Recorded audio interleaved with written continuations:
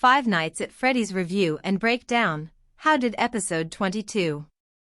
Five Nights at Freddy's has taken so long to reach the big screen that it was beaten to the punch by FNAF's Willy's Wonderland, which saw Nicolas Cage beating up some homicidal animatronics.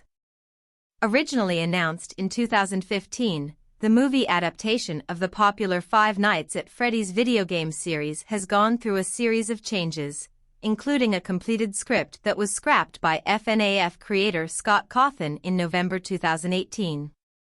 It was said that Cawthon ditched that script in favor of an idea he liked better, and he took full responsibility for the new delay. However, now that the movie has finally arrived, you might be wondering whether that original idea, whatever it was, could actually have been better. What's ended up as the Five Nights at Freddy's movie is something packed with video game nods, but lumbered by a generic plot that could disappoint fans and leave newcomers wondering what the fuss is about. With Cawthon on board as a co-writer and producer, it won't be a surprise that Five Nights at Freddy's is very faithful to the video game series. The movie draws from the first three games, as well as other established FNAF canon, but takes its setup from the first game. Mike Schmidt, Josh Hutcherson, is in desperate need of a job to ensure that he can continue looking after his sister Abby, Piper Rubio. So when he's offered a place as a security guard at the shut-down Freddy Fazbear's Pizza by career counselor Steve Raglan, Matthew Lillard, he doesn't really think twice.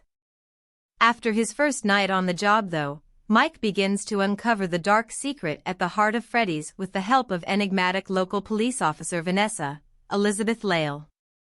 It soon becomes clear that Mike's job of keeping people out of Freddy's might not actually be his most important task. Given that the early games were fixed in one location with action taking place on security cameras, Five Nights at Freddy's had to expand the world, and it initially does so with a lot of promise. Aside from a cold open kill, Freddy and co. are kept to the sidelines to build the relationship between Mike and Abby, with Hutcherson and Rubio creating a believable and affecting sibling bond. When Mike's on his shifts, there are early nods to the games and some pleasingly retro touches, like a weird VHS security training tape. The cast has been expanded beyond just Mike from the first game, although they're mainly just cannon fodder. You won't mind though when they're brutally dispatched in the movie's standout sequence, with director Emma Tammy finding inventive ways to keep gore to a minimum. But all of this promise quickly dissipates as Five Nights at Freddy's settles into an overdone trudge of unresolved trauma and exposition dumps. There's very little tension here and barely a trace of the game's simple, yet terrifying, mechanic of shutting doors or turning on lights to keep animatronics away. It certainly looks the part, and you can't fault the animatronics, which are spot-on recreations of the game characters.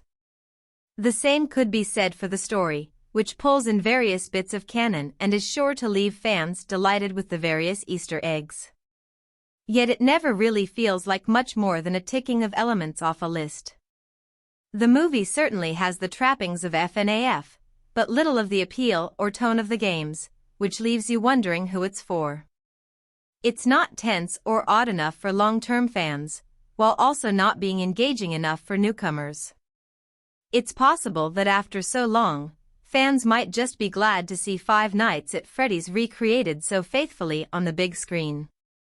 You're left wishing that the filmmakers just leaned into that aspect more, relying on that to draw newcomers in the rather bland story we're left with.